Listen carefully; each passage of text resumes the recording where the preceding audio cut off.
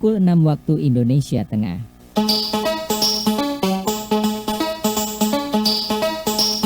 Sesaat lagi dapat saudara ikuti Warta Berita.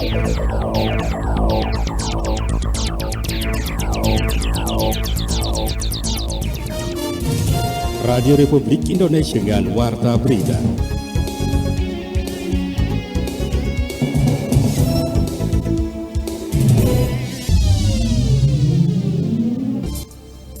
Pejabat yang baru ini putra daerah Rote. Jadi saya berharap ada kemajuan yang signifikan terhadap perkembangan Angkatan Laut di Rote.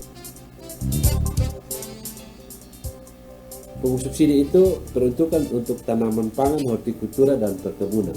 Kalau tanaman pangan itu hanya padi, jagung, dan kedelai. Jadi kalau dia mengupayakan yang lain, tidak bisa pakai pupuk subsidi.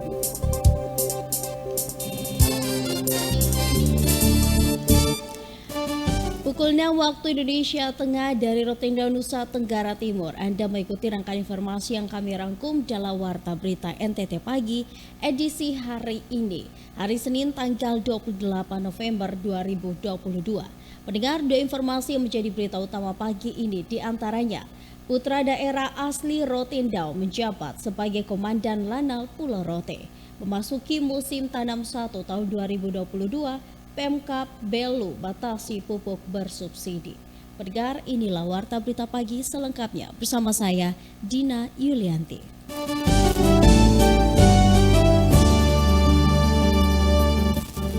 Kita masuk dalam informasi pertama di pagi hari ini. Putra daerah Rotendao resmi menjadi Komandan Lanal Pulau Rote, diharapkan mampu membawa inovasi baru dan kemajuan signifikan terhadap perkembangan Angkatan Laut di Kabupaten Rotendao. Selengkapnya, Liana Plugi melaporkan. Pejabat yang baru ini putra daerah Rote. Jadi saya berharap ada kemajuan yang signifikan terhadap perkembangan Angkatan Laut di Rote. Komandan Pangkalan Utama Angkatan Laut 7 Kupang, Laksamana Pertama TNI Dr. Heribertus Yudo Warsono bertindak sebagai inspektur upacara pada upacara serah terima jabatan Komandan Pangkalan Laut Pulau Rote. Serah terima jabatan dikatakan oleh Komandan dan Lantamal 7 Kupang adalah sesuatu yang wajar di lingkungan TNI. Menurutnya, sertijab kali ini sudah sesuai dengan waktu dan bertujuan untuk memiliki inovasi yang baru yang bisa dikembangkan. Jadi kita tahu bahwa serah terima itu kan hal yang wajar di lingkungan organisasi, apalagi di TNI. Jadi pelaksanaan sertijab ini sudah sesuai waktunya dan saatnya untuk segera diganti supaya ada tadi yang saya sampaikan, ada inovasi-inovasi baru yang mungkin bisa dikembangkan di sini. Sementara pejabat yang lama bisa kembali ke organisasi yang lain yang juga mungkin akan mengembangkan lagi kemampuan dia di tempat yang baru. Jadi ini sesuatu yang wajar tentunya. Lebih lanjut, Komandan Lantamal 7 Kupang berharap dengan hadirnya pemimpin yang baru dapat menghadirkan inovasi yang baru. Terlebih kali ini dan Lanal Pulau Rote adalah putra daerah Rotendao, diharapkan membawa kemajuan yang signifikan dalam perkembangan Angkatan Laut di Rotendao, sehingga Angkatan Laut lebih lagi memiliki nilai yang berarti dalam masyarakat. Pejabat yang baru tentunya kita berharap tadi ada inovasi-inovasi, apalagi pejabat yang baru ini putra daerah Rote.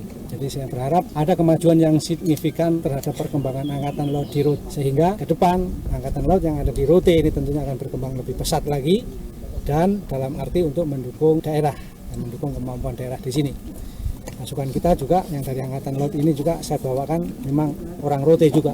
Sehingga sebagai informasi juga kepada masyarakat bahwa kita selalu konsisten dalam rekrutmen terhadap putra daerah, yang mana putra daerah ini kita kembalikan ke daerah untuk dia membangun daerahnya lagi, sehingga dimanapun dia kembali ke daerah tadi harapannya Angkatan Laut akan lebih mempunyai arti, mempunyai nilai kepada masyarakat. Dengan serah terima jabatan ini, Letkol Marinir Nikodemus Bala resmi menjabat sebagai Komandan Lanal Pulau Rote, menggantikan Letkol Laut Pelaut Muhammad Nurdin Mutakin. Dari Beranda Selatan NKRI, RRI Rote, Yan Aplugi melaporkan.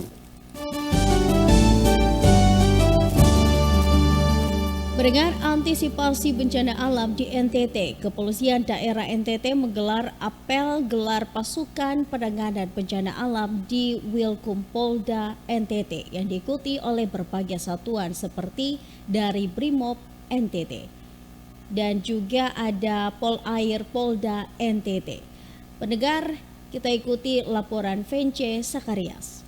Memasuki masa musim penghujan di Nusa Tenggara Timur yang kerap terjadi bencana alam seperti banjir, tanah longsor, dan angin kencang. Dalam mengantisipasi berbagai kejadian tersebut, Kepolisian Daerah Nusa Tenggara Timur menggelar apel gelar pasukan penanganan bencana alam di wilayah hukum Polda Nusa Tenggara Timur yang diikuti oleh berbagai satuan seperti dari Brimobda Polda Nusa Tenggara Timur, Polair Polda Nusa Tenggara Timur, berlangsung Jumat 25 November 2022 di lapangan Mapolda Nusa Tenggara Timur. Dalam amanatnya, Kapolda Nusa Tenggara Timur Irjen Polisi Joni Asadoma mengatakan perubahan iklim dan global warming yang melanda dunia saat ini sudah mulai terasa, membuat cuaca dapat berubah secara ekstrim. Menurut Kapolda, Provinsi Nusa Tenggara Timur yang biasanya musim penghujan terjadi pada akhir Desember dan awal Januari, namun saat ini pada akhir bulan Oktober sudah mulai ada hujan. Bahkan di daerah lain seperti di Jawa Barat, di Cianjur terjadi gempa bumi yang cukup besar. Menurut Kapolda, bencana ini bisa terjadi kapan saja tanpa diketahui. Untuk itu, sebagai institusi Polri harus siap dan berada di garis terdepan dalam membantu masyarakat jika terjadi bencana alam. Polri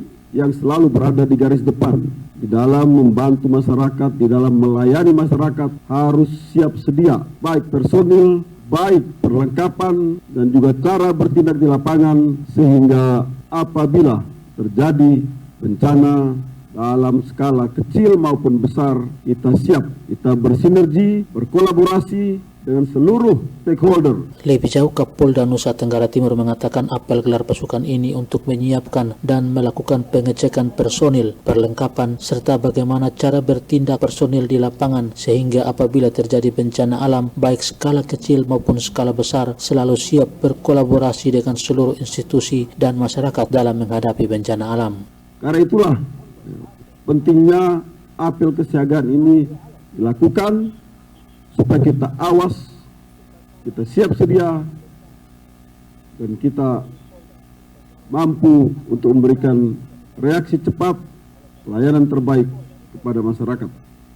Di akhir amanatnya, Kapolda Nusa Tenggara Timur Irjen Polisi Joni Asadoma mengingatkan kepada seluruh personil Polda Nusa Tenggara Timur maupun Polres jajaran selalu siap siaga menghadapi berbagai potensi bencana alam dan selalu gerak cepat membantu masyarakat yang membutuhkan.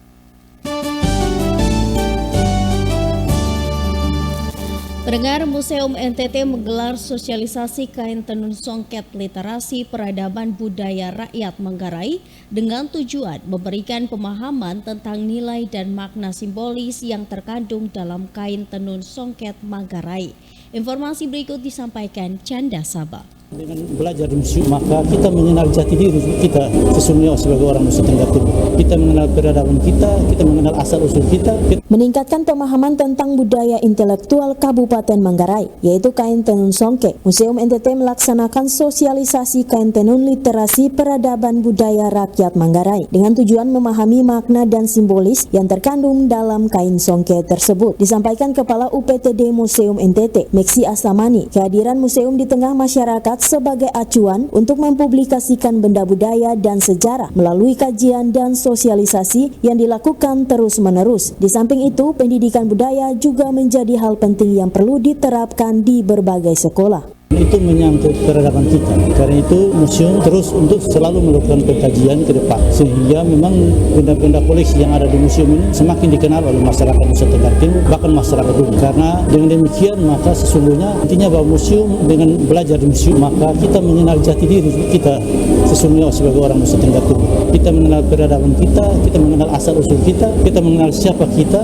dan kita mengenal nilai-nilai sosial, nilai budaya, nilai agama yang terkandung dalam berbagai benda koleksi ada museum. Sementara itu, tim pengkaji yang melakukan kajian terkait kain songke peradaban budaya rakyat Manggarai, DRA Rosalia Ida mengatakan teknik ikat pembuatan tenun tidak dikenal di Manggarai, tetapi dikenal dengan teknik songke. Selain itu, motif pada kain tenun songke Manggarai dipenuhi dengan simbolis motif tumbuhan. Hal tersebut karena kedekatan orang Manggarai dengan alam. Orang Manggarai itu sejak dahulu kala dia memiliki kedekatan yang tinggi dengan alamnya. Makanya motif pada tenunan songket itu lebih banyak diambil dari tumbuh-tumbuhan. Jadi bagaimana mereka tumbuhan itu memberi makna dalam kehidupan orang Manggarai. Contoh seperti motif ranggom tadi yang saya katakan itu menjadi motif pertama dalam kehidupan orang Manggarai, itu kan laba-laba. Bagaimana sarang laba-laba ini itu ada pada tenunannya, ada pada bentuk kebun komunal dan sawah komunalnya orang Manggarai itu berbentuk sarang laba-laba. Kemudian bentuk rumah adatnya, bentuk kampungnya berbentuk sarang laba-laba. Karena memang sarang laba-laba ini memberi suatu kekuatan bagi orang Manggarai. Lebih lanjut, pemerhati budaya Sakarias Angkasa menjelaskan, kain songke dibuat menggunakan tangan manusia bukan melalui mesin. Kehadiran kain songke Manggarai dimulai dengan kesulitan pangan dalam hal berpakaian. Daerah dengan suhu dingin tersebut membuat mereka harus mempunyai kain yang tebal yang bisa menyerap panas, maka dibuatlah songke. Menurut pemerhati budaya Sakarias Angkasa, pada zaman dahulu songke tidak dipakai dalam segala hal, tetapi hanya pada urusan adat atau permainan caci pada laki-laki. Bagi wanita, songke itu adalah lambang kejati. Jadi kalau dia bertemu dengan seorang pemuda, dulu kan tidak ada baju-baju yang sekarang ini menggunakan songke untuk menunjukkan bahwa dia itu siapa. Akhirnya kain songke itu menjadi bagian daripada semua kehidupan, mulai dari lahir sampai kepada kematian. Jadi dalam semua ritus kehidupan itu ada. Dan yang nampak pada kita pada ritus perkawinan dan pada ritus kematian. Menjaga budaya Manggarai serta semakin dikenal banyak orang dan menghindari adanya klaim hak cipta. Perlu kerjasama semua pihak, baik masyarakat maupun pemerintah, mendorong agar kain songke budaya peradaban masyarakat Kabupaten Manggarai bisa didaftarkan hak waris dunia UNESCO untuk mendapatkan hak paten sebagai kekayaan intelektual warisan budaya Kabupaten Manggarai. RRI Kupang, Canda Saba melaporkan.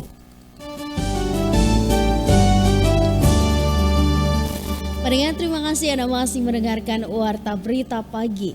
Kasus kekerasan terhadap perempuan dan anak di Kabupaten Kupang terbanyak didominasi KDRT akibat aspek budaya, ekonomi, minuman keras atau miras. Ana Lopo melaporkan. Kekerasan itu juga bisa terjadi karena faktor miras dan lain sebagainya. Ketika terjadi hajatan acara adat, maka yang pertama disuguhkan itu adalah miras. Aspek budaya, ekonomi, dan minuman beralkohol atau miras menjadi pemicu utama terjadinya kasus kekerasan terhadap perempuan dan anak di Kabupaten Kupang, Provinsi NTT. Kepala Dinas Pengendalian Produk Keluarga Berencana Pemberdayaan Perempuan dan Anak Kabupaten Kupang, Yesaya Lanus, dalam dialog Lintas Kupang Pagi menjelaskan kasus kekerasan yang dialami perempuan dan anak di Kabupaten Kupang menjadi perhatian pemerintah dan masyarakat dalam upaya pengendalian sekaligus proteksi dari berbagai tindakan kekerasan dengan membangun jaringan terkait perlindungan anak dan perempuan. Ketika terjadi hajatan acara adat, maka yang pertama disuguhkan itu adalah miras. Dan itu juga salah satu penyebab terjadinya kekerasan. Yang kedua adalah faktor ekonomi. Kita tahu persis bahwa ketergantungan perempuan terhadap kebutuhan ekonomi masih tinggi. Artinya semua itu tergantung pada laki-laki. Dan ini menjadi tugas kita bersama untuk bagaimana memberdayakan perempuan sehingga hak-haknya itu bisa diangkat dan setara dengan kaum laki-laki. Tugas Lembaga Pembinaan Khusus Anak LPKA adalah mendidik, membina, dan menguatkan anak yang berhadapan dengan hukum sekaligus memberikan pendidikan terkait hak-hak anak. Penegasan tersebut disampaikan Nafiri Budi Santoso, Kepala Lembaga Pembinaan Khusus Anak kelas 2A Kupang, yang lebih lanjut mengatakan Lembaga Pembinaan Khusus Anak adalah sebuah lembaga yang bertugas untuk mendidik sekaligus memberikan pendidikan yang layak serta keterampilan bagi anak yang berkebutuhan khusus. Di LPKA justru kita mengembalikan hak-hak mereka sebagai anak. Dia mendapatkan hak pendidikan yang layak, makan minumnya, kemudian hak bermainnya juga tidak dilupakan di LPKA. Tidak ada lagi kekerasan yang timbul di LPKA karena kita setiap hari memperkuat iman mereka. Pendidikan mental bagi anak yang berhadapan dengan hukum menjadi prioritas Lembaga Pembinaan Khusus Anak kelas 2A Kupang. Karena Lembaga Pembinaan Khusus Anak LPKA merupakan tempat anak menjalani masa pidananya. Dengan demikian, LPKA dituntut untuk melakukan perubahan sistem sesuai dengan perkembangan sistem peradilan pidana anak. Dari Kupang, Nusa Tenggara Timur, Ana Lopo melaporkan.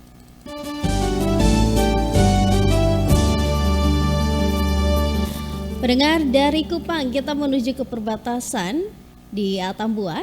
Masyarakat di perbatasan memiliki konten budaya untuk menjaga keutuhan Negara Kesatuan Republik Indonesia. Informasi tentang hal itu disampaikan oleh Al-Badar Rumras. Konten-konten yang berbau menjaga keutuhan NKRI. Selain semangat nasionalisme bagi masyarakat Indonesia di wilayah perbatasan dengan negara tetangga, termasuk jalinan persahabatan yang terbangun dengan baik sehingga kedua negara hidup aman sebagaimana harapan bangsa. Hal itu disampaikan Sekretaris Kabupaten Belu, Nusa Tenggara Timur, Yohanes Andreas Perhatin, dan tetap harmonis di wilayah perbatasan Negara Kesatuan Republik Indonesia. Indonesia yang ada di wilayah perbatasan RI RDTL ini juga semangat nasionalisme ini tetap terjaga dan juga mungkin budaya-budaya ini juga diplomasi budaya kita perhatikan dan mempertahankan konten-konten budaya, juga kita menjaga eksistensi kebudayaan kita. Sekda Kabupaten Belu menambahkan diplomasi budaya bagi warga negara Indonesia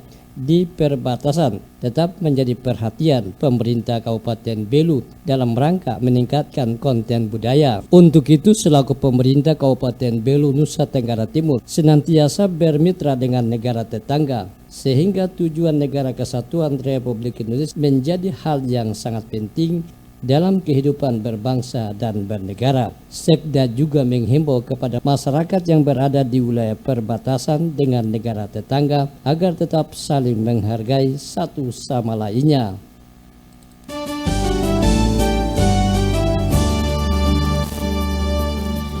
Mendengar informasi berikut dari Belu ya. Gubernur Nusa Tenggara Timur Victor Laiskodat meresmikan gedung SMA Santa Angela Ursulin Atambua di Kabupaten Belu. Berikut Egi Araujo melaporkan.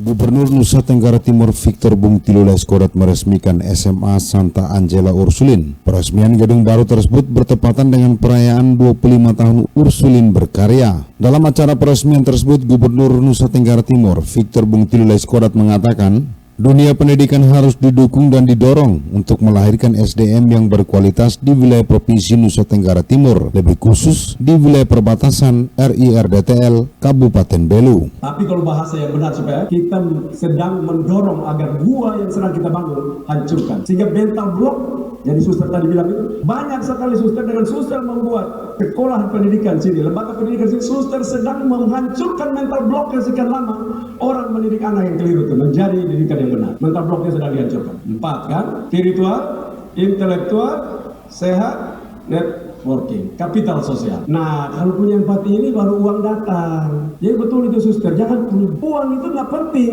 Banyak orang lihat uang menjadi faktor utama. Nah, itu orang miskin. Nah, yang manusia begini nih susah kita akan maju, ajak maju. Makanya Tuhan Allah bawa itu Israel jadi budak di Mesir, bawa keluar pas mati semua. Generasi-generasi penerus yang pejuang-pejuang mau masuk ke tanah perjanjian. Yang mental budak yang lihat uang nomor 1, nah itu mati dulu.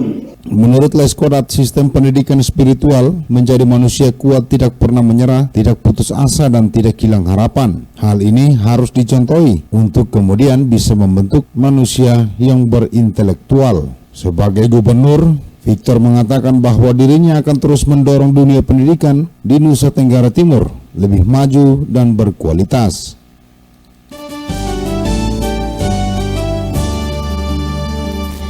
Pendengar, Anda bisa mendengarkan kami melalui RRI Playgo ataupun juga bisa menonton kami di YouTube channel kami di RRI Rote. Pendengar, kita menuju ke informasi berikutnya. Musim tanam 1 2022, kebijakan pemerintah mulai batasi pupuk subsidi. Reporter Ferdiasih melaporkan. Memasuki musim tanam 1 MT1 tahun 2022, sesuai kebijakan pemerintah mulai membatasi distribusi pupuk subsidi bagi pertanaman petani. Tahun-tahun sebelumnya terdapat beberapa jenis pupuk subsidi pemerintah, yakni jenis urea NPK, pupuk SP36 dan jenis ZA, serta pupuk organik granula dan pupuk organik cair. Sementara memasuki musim tanam 1 MT1 2022, subsidi pupuk hanya terkhusus jenis urea dan NPK. Warga tani bisa memanfaatkannya. Sekretaris Dinas Pertanian dan Tanaman Pangan Kabupaten Belu, Gela Lairade, menjelaskan, selain terdapat pembatasan distribusi pupuk subsidi hanya jenis urea dan NPK, dalam pemanfaatannya pun turut dibatasi hanya untuk beberapa jenis pertanian tanaman pangan, hortikultura, dan perkebunan. Pupuk subsidi itu peruntukan untuk tanaman pangan, hortikultura, dan perkebunan. Kalau tanaman pangan itu hanya padi, jagung, dan kedelai.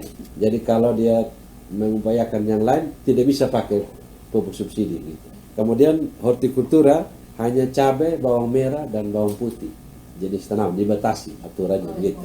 Ia menjelaskan sesuai launching perbantuan sarana produksi pertanian menyambut musim tanam 1 2022 telah juga melakukan distribusi pupuk jenis NPK sebanyak 99,25 ton ke petani khusus untuk pertanaman sorghum, bawang merah, dan bawang putih, cabai, serta pengembangan pertanaman padi dan jagung yang ada di lokasi tanam Food Estate Roti Klot Belu. Sementara untuk alokasi pupuk organik cair sebanyak 2.467 liter 2,4 ton dan pupuk organik granula sebanyak 20 ton yang sudah tersebar ke petani.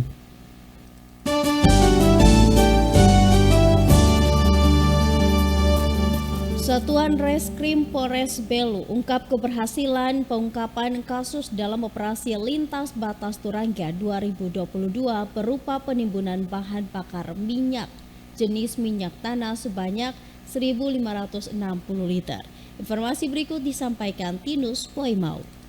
Satuan Reskrim Polres Belu menggelar keberhasilan pengungkapan kasus dalam operasi lintas batas Turangga 2022 berupa penimbunan bahan bakar minyak BBM jenis minyak tanah sebanyak 1.560 liter pada Jumat 10 November di Pantai Pasir Putih, Desa Kenebibi, Kecamatan Kakuluk Mesa, Kabupaten Belu. Press release ini disampaikan Kasat Reskrim Polres Belu dihadiri Kasat Polairut Polres Belu dan Kasat Humas Polres Belu bertempat halaman Unit Tipiter Satreskrim Polres Belu. Kapolres Belu AKBP Yosef Krisbianto melalui Kasat Reskrim Polres Belu Ibtu Jafar Awad Al-Katiri menyampaikan bahwa kasus ini termasuk dalam perkara menyalahgunakan, menyimpan dan niaga bahan bakar minyak, bahan bakar gas atau liquefied petroleum gas yang disubsidi pemerintah. Pengungkapan kasus ini jelas Kasat Reskrim Polres Belu barang bukti yang berhasil diamankan pada saat dilakukan penindakan berupa BBM jenis minyak tanah sebanyak 1.560 liter menggunakan 78 jerigen ukuran 22 liter terdiri dari 63 jerigen berwarna putih dan 15 jerigen berwarna kuning dan masing-masing jerigen berisi 20 liter. Barang bukti lain berupa satu unit perahu kayu berwarna biru kuning dengan panjang 6 meter dan lebar 1,26 meter tanpa menggunakan mesin motor. Dalam kasus ini modus yang digunakan tersangka menampung dan menunggu di pinggiran pantai untuk diambil oleh orang dari Timor Leste. Jadi pada saat diamankan perahu tersebut sudah dipersiapkan dan bahan bakar minyak tanah ini sudah berada di dalam perahu tersebut. Jadi modus yang dilakukan oleh tersangka adalah menampung, kemudian standby-kan atau menunggu di pinggir pantai dengan keadaan jerigen yang berisi minyak tanah itu sudah berada di dalam perahu, kemudian menunggu orang dari Timor Leste yang akan datang dan mengambil BBM tersebut. Jadi pada saat itu anggota Satpol Air Polres Belu dengan anggota Satreskrim yang terlibat di dalam surat perintah tentang operasi lintas batas ini yang melakukan patroli kemudian mengamankan terduga tersangka di sekitar pesisir. Untuk proses yang dilakukan saat ini, lanjut Kasat Reskrim Polres Belu sudah sampai pada tahap penyidikan dengan penetapan satu orang tersangka berinisial MP dan sejauh ini sedang dalam proses guna perampungan berkas perkara. Memang sementara untuk pengembangannya supaya kami menjaga kerahasiaan untuk kepentingan penyidikan. Masih kami dalami kalau nantinya jika ada bukti permulaan yang cukup bisa mungkin ada tambahan pelaku atau yang bekerja sama. Ini merupakan komitmen dari Bapak Kapolda melalui Bapak Kapolres Belu untuk menindak tegas para pelaku penimbunan BBM bersubsidi ini.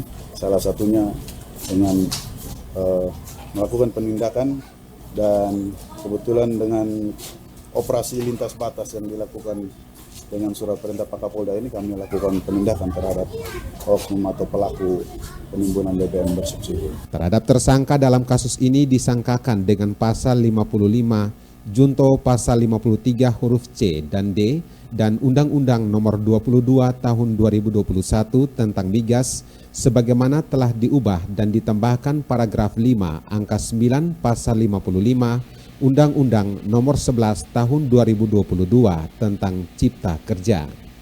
Tinus Boymau, RRI Atambua.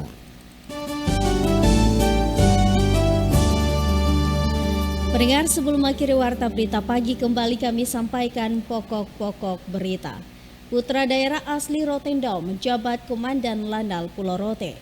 Memasuki musim tanam 1 tahun 2022, Pemkab Belu batasi pupuk bersubsidi.